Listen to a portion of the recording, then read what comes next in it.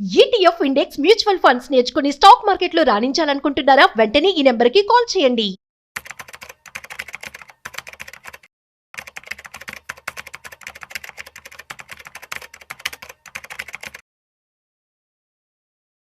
నమస్తే, welcome to Suman TV. నేను విష్ణు. ప్రస్తుతంతో పాటు certified financial planner Ram Prasad గారు ఉన్నారు. వారితో మాట్లాడదాం. సార్ నమస్తే. సార్ నమస్తే విష్ణు గారు. రామ్ ప్రసాద్ గారు, బంగారం ధరలు రోజు రోజుకి ఆకాశాన్ని అంటుతున్నాయి. బంగారం ధరలు బగబగమంటున్నాయి. మరి ఇలాంటి తరుణంలో సామాన్య మధ్య తరగతి ప్రజలు బంగారం కొనొచ్చంటారా, కొనకూడదంటారా? కుండ బద్దలు కొట్టినట్లుగా దీని గురించి వివరించగలరు? తప్పకుండా విష్ణు గారు. బంగారం ధరలు ఎంత ఉందంటారు ఈరోజు? ఆల్మోస్ట్ గ్రాము 22 క్యారెట్స్ 5,380 ఉంది. 24 క్యారెట్స్ అయితే ఆల్మోస్ట్ 6,700 చేంజ్ ఉంది. గ్రాము ఒక 5,800 రూపాయలు ఉంది. ఈ ప్రైస్లో బంగారం కొనాలా వద్దా? Okay, yes. ఏ ప్రైస్లో అయినా బంగారం కొనుక్కోండి, కానీ బంగారాన్ని ఎప్పుడు అప్పు చేసి కొనొద్దు. ఇప్పుడు ఇది కనుక ఈ కొనే బంగారం కనుక పెట్టుబడి నిమిత్తం అయితే కొనొద్దు. మీ అవసరాల నిమిత్తం అయితే కొనుక్కోండి. పెట్టుబడి వేరు, అవసరం వేరు. మీరు ఆభరణంగా వాడుకుంటానంటే అది అవసరం. ఇది పెరుగుతుంది అనుకుంటే కొనొద్దని చెప్తున్నాను. ఎందుకు అంటే బంగారానికి చాలా క్లోజ్గా కనెక్ట్ అయి ఉంటారు అందరూ. మీరు గుర్తుపెట్టుకుంటే 2020 ఆగస్టులో కూడా ఇదే స్టోరీ నడిచింది. ఒక్కసారి గూగుల్లో కొట్టుచుండే 2020లో గోల్డ్ ప్రైస్ 20 ఆగస్టులో ఇవే ఏమంటారు హెడ్లైన్స్. ఏమని హెడ్లైన్స్ అంటే ఆ రోజు 60,000కు చెరువులో పసిడి, అతి త్వరలో 1,00,000 దాటనుందా, భవిష్యత్తులో మధ్యతరగతి వాళ్ళు తులాల్లో మానుకొని గ్రాముల్లోనే కొనుక్కోవాలా. దానికి ఎంత సెంటిమెంట్ రేజ్ అవుతుందండి ప్రజల్లో. అలా పొలోమని కొనేశారు. ఇదే ప్రైస్లో ఇంచుమించుగా 56-57లో కొనేశారు. విపరీతంగా కొనేశారు. 2020 ఆగస్టు రోజు, అంటే కోవిడ్ పాండమిక్ బాగా నడుస్తున్న టైంలో, లాక్డౌన్ ఎండ్ అయ్యి ఓపెన్ అయిన గేట్లు ఎత్తేసినాక ఆ ప్రైస్లో కొనేశారు. తర్వాత అబ్జర్వ్ చేస్తే అది 56,000 నుంచి మళ్ళీ 4,400లకు పడిపోయింది. 5,600 నుంచి 4,400కి వెళ్ళిపోయింది. ఓకే. అప్పుడు మళ్ళీ ఎవ్వరు హైపోలే, బంగారం పడిపోయిందని ఎవరు చెప్పరు, పెరిగితే పెరిగిందని చెప్తారు. అంటే అబ్జర్వ్ ఏమైంది, 2020 ఆగస్టులో ఏ ప్రైస్ ఉందో ఈరోజు ఆ ప్రైస్లోనే ఉన్నాం. అంటే గత 2.5 ఏళ్ళగా బంగారం ఇచ్చిన రిటర్న్ 0, 0 కదా. అంతే. అప్పుడు ఏ ప్రైస్ ఉంది, ఇప్పుడు అదే ఏ ప్రైస్ ఉంటే ఆల్మోస్ట్ అంటే గోల్డ్ ఈటీఎఫ్ కొన్నా, పేపర్ గోల్డ్ కొన్నా, ఏది కొన్నా వచ్చిన రిటర్న్స్ 0. అదే ఆర్నమెంట్ కొంటే వచ్చిన అది వేరు కదా, అది ఆభరణం కదా. సో రిటర్న్స్ పరంగా 0. అండ్ ఇంకో విషయం, మరి 56,000కి వెళ్ళిన గోల్డ్ మళ్ళీ 44,000-45,000కి వచ్చిందంటే 30%, 35%, 40% ఫాల్. అంటే gold is more volatile than stock market. అంతే కదా. 40% కళ్ళ ముందు పెరిగింది, మళ్ళీ పెరిగింది 40% కరెక్షన్ అయింది, మళ్ళీ ఇప్పుడు రికవర్ అయింది. అంటే 2.5 ఏళ్ళలో 0. 2.5 ఏళ్ళలో కనుక రిటర్న్స్ రాకపోతే మ్యూచువల్ ఫండ్ తిట్టేస్తారు, స్టాక్ని తిట్టేస్తారు, గోల్డ్ని ఎవరు తిట్టరు. ఒక్కరోజు స్టాక్ మార్కెట్ 3% పడిపోతే ఆవిరైపోయిన సంపద, ఏమంటారు, మధుపరుల సంపద, హెడ్లైన్స్, ఇన్వెస్టర్ల సంపద 1,40,000 కోట్లు, అది ఇది. మరి గోల్డ్ తగ్గినప్పుడు కూడా అంతే కదా.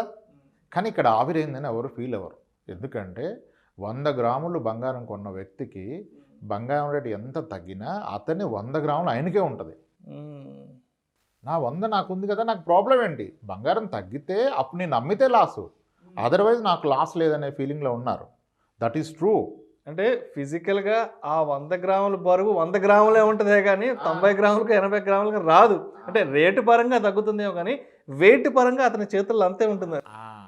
ఆ లాజిక్ ఎంత కరెక్టో, మీరు ఏ స్టాకో మ్యూచువల్ ఫండో కొన్నప్పుడు మీకు వచ్చిన యూనిట్స్ కానీ నెంబర్ ఆఫ్ షేర్స్ కానీ ఫిక్స్డ్, దాని ప్రైస్ అప్ అండ్ డౌన్ అవుతుంది. ప్రాబ్లం ఏంటంటే బంగారం కొన్న వ్యక్తి 20-30 ఏళ్ళు జీవితకాలం దాన్ని హోల్డ్ చేస్తాడు, కాబట్టి పెరిగే ఉంటుంది అది. ఈ స్టాక్స్ మ్యూచువల్ ఫండ్ కొన్న వ్యక్తి రియాక్ట్ అవుతాడు 1 ఇయర్కి 2 ఇయర్కి, కాబట్టి ఇది పెరగదు. ఇది పెరగనివ్వరు. 1964లో 10 గ్రాముల బంగారం ధర ఒక గెస్ చేయండి మీరు ఎంత ఉందో. సో అంటే ఆల్మోస్ట్ ఒక 100-200 ఉండొచ్చేమో మేబీ ఆ టైంకి. 63.80 రూపాయలు. 63 రూపాయలు. 10 గ్రాములు, గ్రాము ₹6.30. ఓకే. ఒక్క లాజిక్ ఆలోచించండి. ఇక్కడ ఒక విషయం చెప్పదలుచుకున్నాను. 10 గ్రాములు ₹63 1963లో. అంటే 100 రూపాయల కంటే ఆల్మోస్ట్ సగం. 10 గ్రాములు. ఈరోజు అంటే ఆ రోజు తులం బంగారం 10 గ్రామ్ గోల్డ్ ₹63. ఈరోజు kilo rice ₹63. This is inflation.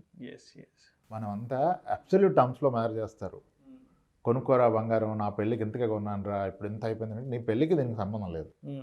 Yearly return అంతా చెప్పాలి. గత 10 ఏళ్ళుగా బంగారం ఇచ్చిన రిటర్న్ ఎంత గట్టిగా కొడితే 6%. ఓకే. 2012లో 10 గ్రాముల బంగారం 3100. 2016 వరకు కూడా అదే రేట్, ఇంకా తగ్గింది. 5 ఏళ్ల పాటు బంగారం నెగిటివ్ రిటర్న్ ఇచ్చింది. కానీ ఎవ్వరు బంగారం నెగిటివ్ ఇచ్చిందన్న ఫీలింగ్ కూడా తెచ్చుకోరు, దానికి ఎవరు ప్యానిక్ అవ్వరు. అసలు ఎవరు రియాక్ట్ అవ్వరు. తగ్గినప్పుడు రియాక్ట్ అవ్వరు, ఇంకా పాజిటివ్గా రియాక్ట్ అవుతారు. తగ్గింది కొనుక్కోరా, నీకు అమ్మాయిని పని అంటాడు. అంతేగాని మన బీరువాలో ఉన్న బంగారం ప్రైస్ డౌన్ అట్లా ఫీల్ అవ్వరు. మార్కెట్లో తగ్గింది కాబట్టి ఇంకొంచెం ఎక్కువ కొనుక్కోవచ్చని ఫీల్ అవుతారు. కానీ ఆల్రెడీ మన దగ్గర ఉన్న నిల్వ ఉన్న బంగారం ప్రైస్ డౌన్ అయిందని ఎవరు ఆలోచించారు. అది కాబట్టి బంగారం మీకు అవసరం ఉంటే కొనుక్కోండి, పెట్టుబడిగా కొనొద్దు. ఎందుకంటే దాని పొటెన్షియల్ ఎంత అంటే, ఓకే 1970 to 80లో 6 times అలా పెరిగినాయి. కొన్ని డికేట్స్ ఉన్నాయి. వితిన్ 10 yearsలో 5-6 times పెరిగిన డికేట్స్ ఉన్నాయి. కానీ లాస్ట్ 10 yearsలో అయితే డబుల్ అయ్యింది. డబుల్ అవలా నిజానికి. డబుల్ అయ్యిందంటే 10 yearsలో 7%. 7% రిటర్న్ వచ్చేదానికి ఎందుకండి మీరు బెమ్మలు ఎత్తిపోతారు? సరే అవుతుంది అనుకోండి. సరే మన అనాలిసిస్ తప్పో రైటో, బంగారం అతి త్వరలో 80,000 అయిందనుకోండి. 80,000 అయిందనుకోండి. సరే 1,00,000 అయిందనుకోండి. 1,00,000 అయిన బంగారం మళ్ళీ 5 ఏళ్ళకి 2 లక్షలు అవుద్దా? అవదు కదా. 5 ఏళ్ళకి రెట్టింపు అయినా వచ్చేది 15% కదా. 5 ఏళ్ళకి అవదని నమ్ముతున్నాగా. 10 ఏళ్ళకి రెట్టింపు అయింది. ఇప్పుడు 60,000 అయిపోయి మళ్ళీ 10 ఏళ్ళకి 1,20,000 అయితే ఏమొచ్చినట్టు? 6-7% కదా. కాబట్టి అదే మీరు ఆర్నమెంట్ అయితే మీకు రిటర్న్స్తో సంబంధం లేదు. ఆర్నమెంట్ అయితే కొనేసుకోండి. మీకు పిల్లలు ఉన్నారు, అవసరాలు ఉంటే కొనేసుకోండి. మీ దగ్గర డబ్బులు ఉంటే కొనేసుకోండి. కానీ అందరూ పెరుగుద్దని చెప్తున్నాను, కొనొద్దు. యాక్చువల్గా ఇప్పుడు ఇంకొక థ్రెట్ కూడా ఉంది. ఇప్పుడు there is some discussion happening. ఈ బడ్జెట్లో గోల్డ్ యొక్క ఇంపోర్ట్ డ్యూటీ తగ్గిస్తా అంటారు. ఇప్పుడు ఎఫెక్టివ్గా గోల్డ్ మీద import duty including GST 18%.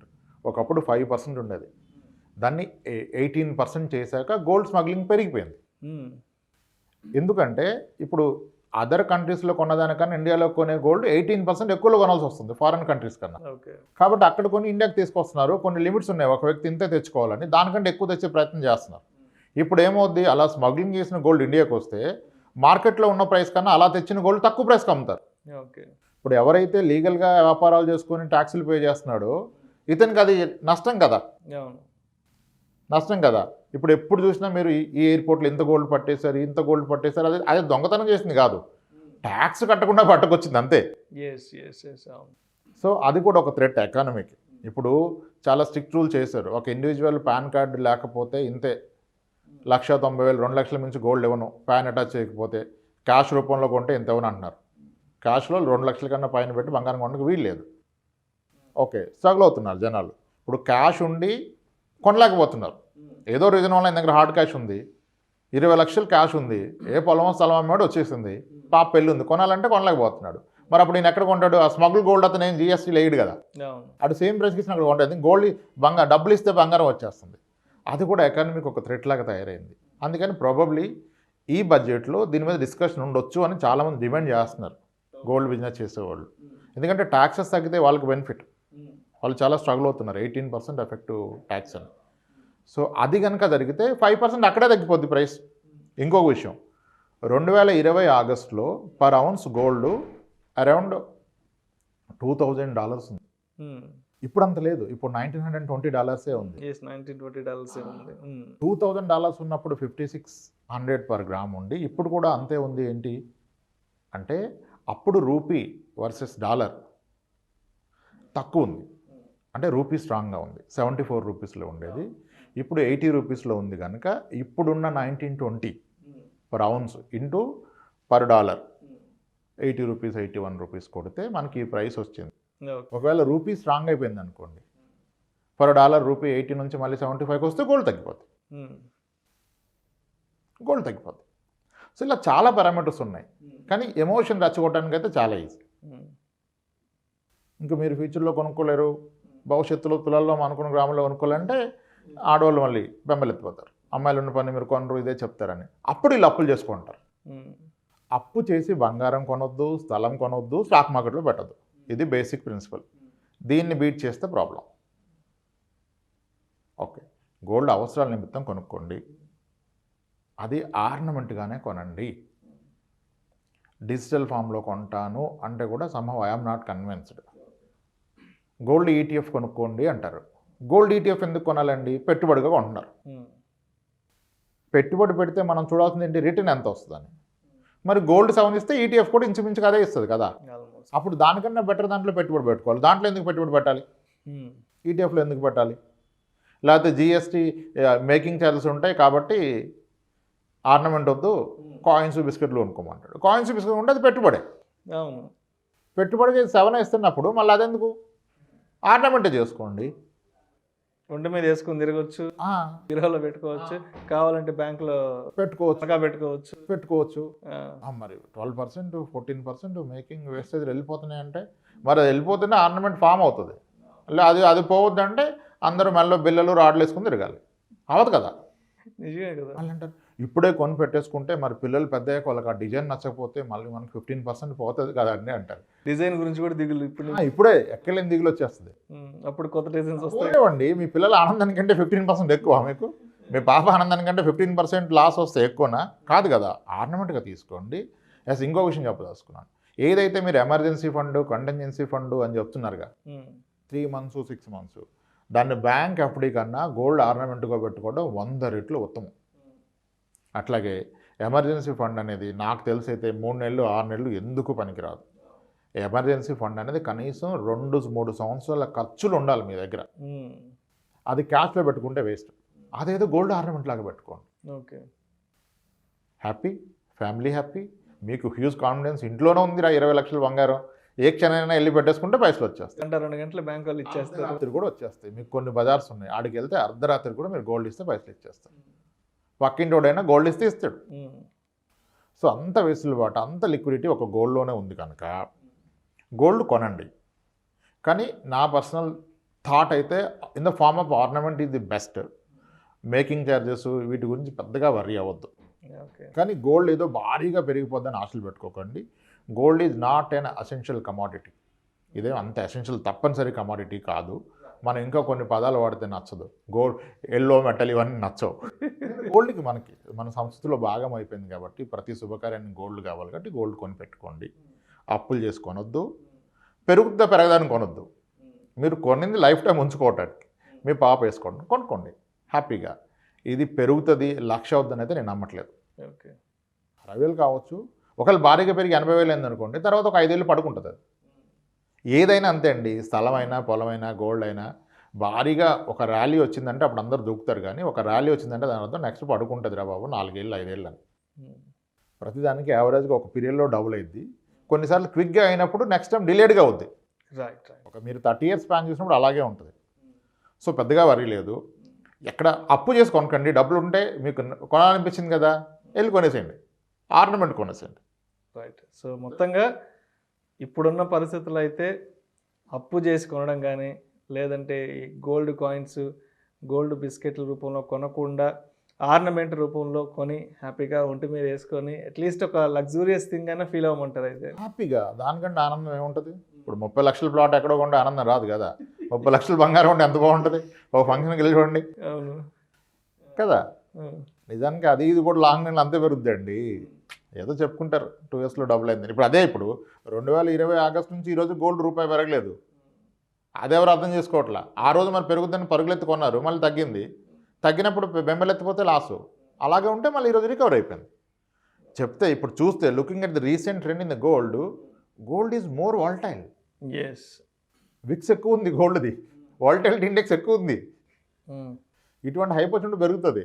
So మొత్తంగా మన దగ్గర ఉన్న 20 లక్షలు 30 లక్షలు తీసుకెళ్ళి ఆర్నమెంట్స్ రూపంలో కొనుక్కుంటేనే బెటర్. ఎందుకంటే 1 గంట 2 గంటలో బ్యాంక్ వెళ్తేనో లేకపోతే ఇంకెక్కడైనా తనఖా దగ్గరికి వెళ్తేనో లిక్విడ్ క్యాష్ తెచ్చుకోవచ్చు. ఓ ప్లాట్ స్థలం కొన్నామంటే దాన్ని కట్ చేసుకుని అమ్ముకోలేము, దాన్ని 2 నెలలు 3 నెలలు కూడా అమ్ముకోలేము. ఇప్పుడు 2 రోజులే మనకు డబ్బులు అవసరం అరేంజ్ అవుతుంది అంటే 2 రోజులకి ఎవరినో అప్పటికే బదులు వెళ్ళి ఏ బ్యాంక్లో, కెనరా బ్యాంక్ ఏదో నేషనల్ బ్యాంక్లో పెట్టేస్తే 7-8% ఇచ్చేస్తాడు. ఇచ్చేస్తారు. అంత తక్కువ వడ్డీకి ఇప్పుడు ఎవరి దగ్గర ఇప్పుడు పల్లెటూరులో రైతులు ఉంటారు, అవసరాలు ఉంటాయి రైతులకి. అంటే పొలం అదును మీద ఉన్నప్పుడు ఆగలేరు వాళ్ళు, అంటే అదును పోతుంది. అవును. రేపు కలుపు తీయాలి, రేపు మందు వేయాలి, రేపు మందు కొట్టాలి అంటే ఆ రోజు కొట్టకపోతే పంట చేతికి రాదు. కాబట్టి ఆ భయంలో ఎంత వడ్డీకైనా తీసుకుంటాడు. అవునవును. అదే పంట వచ్చినప్పుడు బంగారం కొని పెట్టుకుంటే ఏ బ్యాంక్ వెళ్ళినా 7-8%లో వచ్చేస్తుంది. 5% పర్ మంత్, 2% పర్ మంత్ ఇంకా నడుస్తాయి. 1% రూపాయి వడ్డీ, 2 రూపాయలు వడ్డీ. దాని బదులు ₹10 వడ్డీకి ఇది బెస్ట్ కదా. పంట వచ్చాక ఇడిపించుకోవచ్చు, పండగకి వేసుకోవచ్చు, పంటకు అవసరం ఉన్నప్పుడు తీసుకెళ్ళి పెట్టుకోవచ్చు. అలా గోల్డ్ని చాలా విధాలుగా ఉపయోగపడుతుంది. కానీ ఈ ప్రైస్ పెరుగుతుంది అనేది సంభవం నేనైతే అంత కన్విన్స్డ్ కాదు. కొనుక్కోండి, పెరుగుద్దని కొనొద్దు, అప్పు చేసి అస్సలు కొనొద్దు, క్రెడిట్ కార్డు మీద గోల్డ్ కొనొద్దు. క్రెడిట్ కార్డు మీద అసలు కొనకూడదు, క్రెడిట్ కార్డు మీద, పర్సనల్ లోన్ మీద కొనొద్దు. చాలా మంది చేస్తారు. పర్సనల్ లోన్ ఏమో 11-12% తీసుకుంటాడు, గోల్డ్ ఏమో 7-8 పెరుగుతుంది. ఈయన 12 అప్పు చేసి 7లో పెరిగేది అనుకుంటాడు. అదైనా ఆర్నమెంట్ కొంటే ఓకే, ముందు అయితే కొన్న తర్వాత ఆర్నమెంట్ అని చెప్పి ముందు ఏదో కాయిన్ అవి కొని పెట్టుకుంటాడు. అది తప్పు. అప్పు చేసి ఇన్వెస్ట్మెంట్ చేయొద్దు అన్నాం కదా.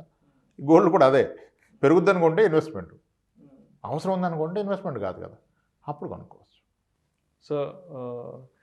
సో మన ఆడియన్స్కి కన్క్లూషన్గా ఒక్క మాటలో చెప్పి క్లోజ్ చేస్తాం. సో మరి ఒక్క మాటలు అంటే ఏం చెప్పేస్తారు? 1-2 మాటల్లో చెప్పి క్లోజ్ చేద్దాం. గోల్డ్ ఆర్నమెంట్స్ కొనుక్కోండి, మీ ఇంట్లో వాళ్ళకి నచ్చేవి గోల్డ్ ఆర్నమెంట్స్ కొనుక్కోండి, అప్పు చేసి కొనకండి.